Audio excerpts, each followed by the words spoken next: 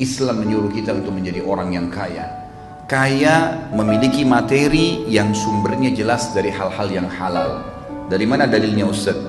Bisa nggak dijelaskan kepada kami? Bukankah orang miskinnya muslimin lebih dulu masuk ke dalam surga sebelum orang kaya? Sebagaimana disebutkan dalam hadis sahih, saya akan menjawab iya.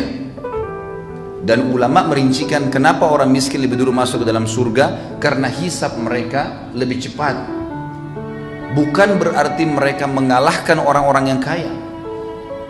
Sampai ulama berselisih pendapat dan ujung-ujungnya paling banyak pendapat tentang masalah mana yang lebih afdal. Orang kaya yang suka bersyukur dengan orang miskin yang suka bersabar. Mana yang lebih afdal posisinya? Ujung-ujungnya adalah mereka menemukan ternyata orang yang kaya bersyukur lebih afdal daripada orang yang miskin sabar. Dua-duanya punya potensi, dua-duanya punya fadilah. Tapi di sini ternyata ada hal yang luar biasa yang kadang-kadang luput dari kaum muslimin. Saya jelaskan beberapa dalil ikhwas sekalian. Tentu ini bukan menyalahkan teman-teman kita yang miskin, tidak. Karena Anda miskin pun bisa mengubah nasib. Karena miskin itu masuk dalam takdir ikhtiar. Masuk dalam takdir ikhtiar, itu potensi. Allah berikan waktu kita sama semuanya. Ya, samanya itu adalah 24 jam.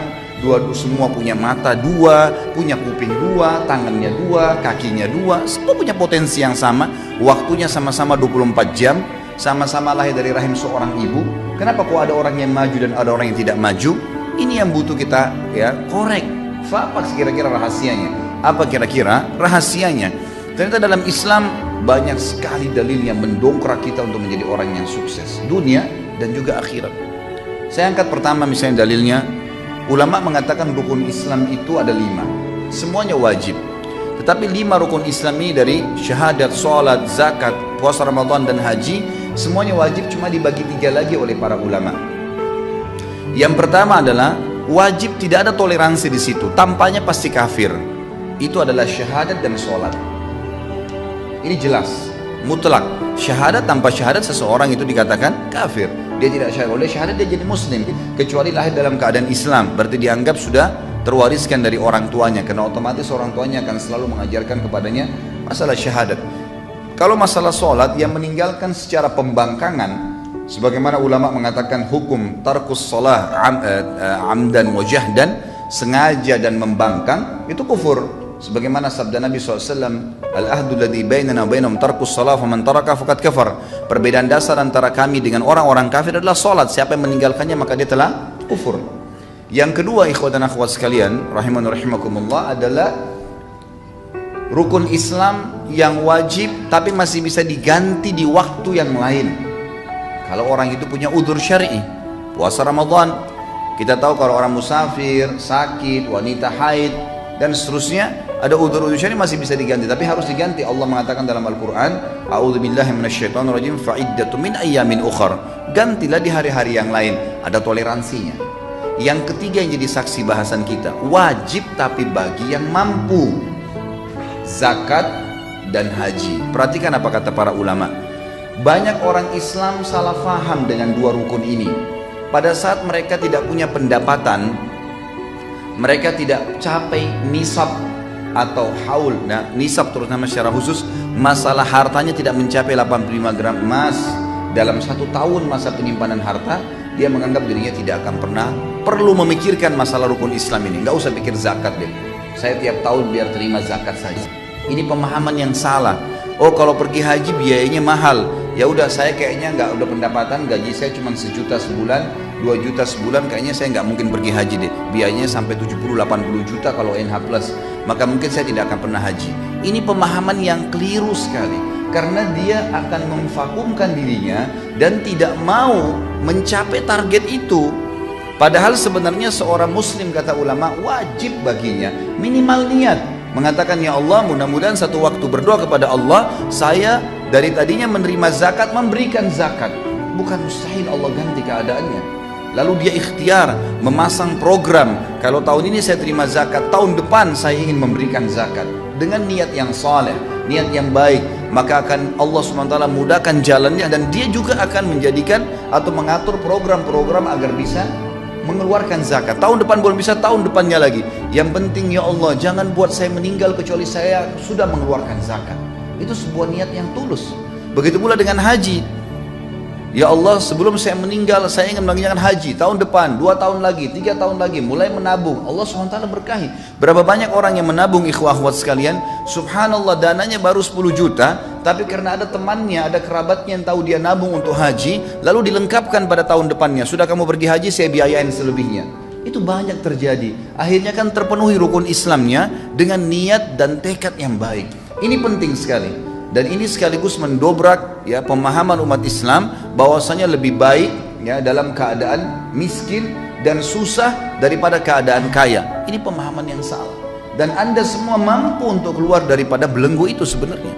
Kaum muslimin, nanti akan kita lihat bagaimana keadaan para sahabat yang luar biasa, kehidupan mereka dipenuhi dengan ya kegemerlapan kekayaan dunia yang jelas sumber dari yang halal, dan juga bagaimana mereka melakukan atau mengeluarkan harta tersebut untuk ya agama ini dan untuk meraih surga dengan harta tadi.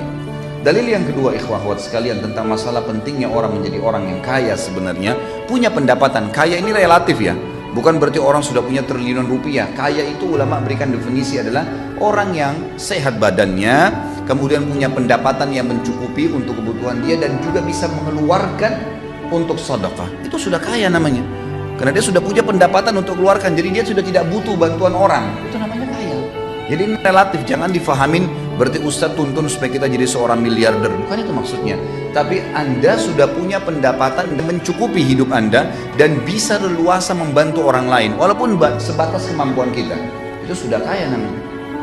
Sebuah hadis Bukhari bahwasanya telah datang sahabat-sahabat yang miskin kepada Nabi SAW. Sebagian mereka datang lalu berkata, ya Rasulullah, sahabat-sahabat kami yang kaya banyak sekali di Madinah ini, mereka mengalahkan kami dari sisi pahala. Kami sholat, mereka sholat. Kami puasa, mereka puasa. Kami mengerjakan apa saja ya kegiatan berjihad, mereka berjihad. Artinya mereka melakukan apa yang kami lakukan, semua dapat pahalanya sama. Tapi mereka mengungguli kami karena mereka bersedekah dengan harta mereka. Kami nggak punya itu ya Rasulullah. Ajarkan kepada kami perbuatan amal yang kalau kami kerjakan kami bisa menyaingi mereka dari pahala sedekah mereka itu. Kata Nabi SAW, bacalah Subhanallah 33, Alhamdulillah 33, Allah Akbar 33. Hadis ini kebetulan tidak dikaitkan dengan masalah sholat umumnya, gitu kan? Sebagaimana ada hadis yang serupa, pernah Fatimah meminta kepada Nabi SAW radhiyallahu anha untuk diberikan seorang pembantu untuk membantu beliau. Lalu kata Nabi SAW, wahai Fatimah, maukah saya ajarkan kepada kamu perbuatan yang mengalahkan pembantu itu, mengalahkan, menghilangkan rasa capekmu? Bacalah Subhanallah 33, Alhamdulillah, Allah Akbar 33. Hadis yang serupa tadi terjadi pada awal saya bahaskan. Maka sahabat-sahabat miskin ini pulang lalu mengamalkan. Tidak lama kemudian dalam hadis Bukhari dikatakan mereka datang kembali lalu berkata, ya Rasulullah, sahabat-sahabat kami yang kaya mendengarkan sabda Anda dan mengamalkan juga. Artinya apa? Mereka ngalahin kali. Mereka mengalahkan lagi kami dari sisi pahala, karena zikir itu pun diamalin sama mereka. Apa jawaban Nabi SAW? Diberikan kiat yang lain, ya, diberikan jalan keluar yang lain seperti tadi diajarkan zikir itu. Jawaban Nabi SAW sederhana, memotivasi sahabat yang miskin, dzalika fadlullahi yu'tihi man yasha. Itu karunia Allah yang Allah kasih kepada siapa yang Dia mau. Maksudnya teman-teman sekalian, mintalah kalian kepada Allah agar bisa bersama-sama dengan orang-orang yang kaya itu.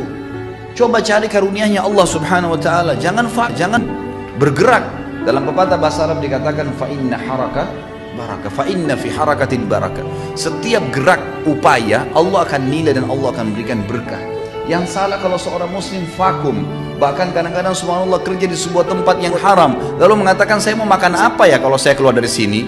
Subhanal Khaliq. Lalu Anda waktu di rahim ibu Anda selama 9 bulan pernah berpikir nggak makan dari mana? Ibu kita setengah mati ngunyah makanan, lalu kita mengambil saripatinya. Dia setengah mati minum yang bergizi, ya, yang bernutrisi tinggi dan seterusnya, kita cuma ambil saripatinya. 9 bulan kita nggak pernah pikir makan dari mana. Waktu kita masa anak-anak, belasan tahun, bahkan mungkin Anda sampai SMP, SMA, itu Anda tidak pernah berpikir dari mana orang tua kita dapat uang. Kita cuma tahu butuh bayar ini, butuh beli ini, dan seterusnya. Cuma mengeluh saja dan dibelikan. Dari mana Anda pernah berpikirkah dari mana uangnya? kita makan terus bertahun-tahun. Kenapa setelah 2 tahun, 3 tahun kerja di sebuah instansi yang haram secara agama, konsekuensi tanggung jawabnya besar hari kiamat, lalu Anda mengatakan kalau saya keluar saya mau kerja di mana?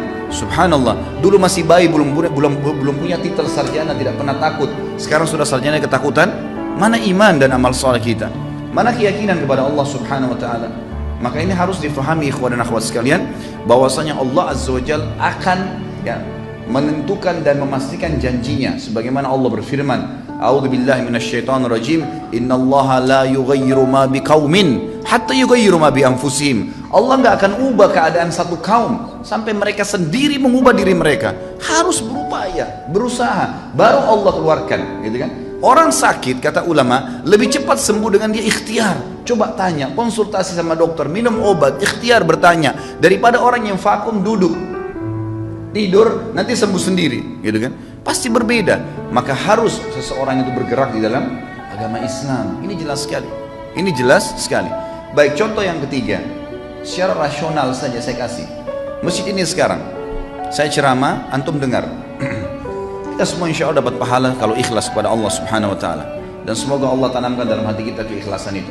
Hadir di masjid, sholat tahiyat masjid, kita nunggu antara sholat dengan sholat, ini juga termasuk insya Allah sampai duhur nanti, kemudian hadir di majelis ilmu, banyak sekali fadilah yang kita dapatkan nih. Saya sering kasih contoh di pengajian saya teman-teman sekalian, kalau saya sholat, lalu teman saya juga di sebelah sholat, saya mengajak dia, tadi dia nggak sholat, saya panggil, ayo sholat ya, dia sholat, saya dapat pahala, misal contoh saja dikasih pahala sama Allah 100, dia juga dapat pahala 100 karena dia sholat, gitu kan? Dua-dua dapat pahala. Tapi saya karena mengajak dia dikasih pahala sama Allah 100 persis pahala dia tanpa dikurangin dari pahala dia. Plus bonus, saya dapat 200 karena ngajak orang. Tapi pernah gak kita berpikir bahwasanya orang yang bangun masjid ini panen pahala semua orang yang sholat? Artinya dari mana orang bisa bangun masjid? Dari harta, ikhwah akhwat sekalian. Harus punya uang, harus punya pendapatan, tapi pendapatannya sumbernya halal, keluarnya jelas kemana, bukan dipakai foya-foya. Bangun masjid, sabda Nabi SAW dalam hadis sahih dikatakan, man bana baitan lillah banallahu lahu baitan fil jannah. Siapa yang bangun di muka bumi rumah untuk Allah, masjid, Allah akan bangunkan baginya istana di surga. Oh Ustaz, saya nggak mampu bangun satu masjid, nggak masalah. Ada hadis lain yang mengatakan siapa yang membangun rumah Allah di muka bumi sebesar cakaran kaki burung di tanah, semampu kita cuma ikutkan 10.000 rupiah, 100.000 rupiah, digabung dengan pembelian semen dan batu bata dan seterusnya, maka Allah akan bangunkan baginya istana di surga. Jadi beda, orang yang menggunakan harta itu besar sekali gitu kan, dia akan dapatkan pahala. Bayangkan kalau masjid ini menampung 1.000 orang misalnya, atau 2.000 orang, setiap orang yang sholat berapa banyak pahala yang didapatkan. Sementara tadi saya kalau ngajak teman saya 1 orang, saya sudah dapat pahala dia. Bagaimana dengan orang yang bangun masjid ini? Rumah anak yatim, perbaikan jalan, banyak sekali kegiatan-kegiatan sosial, mencetak Al-Quran, kan?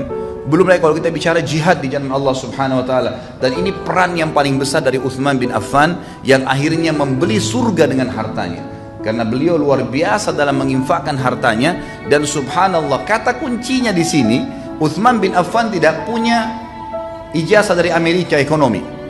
Uthman bin Affan tidak paham komputer di zaman dulu.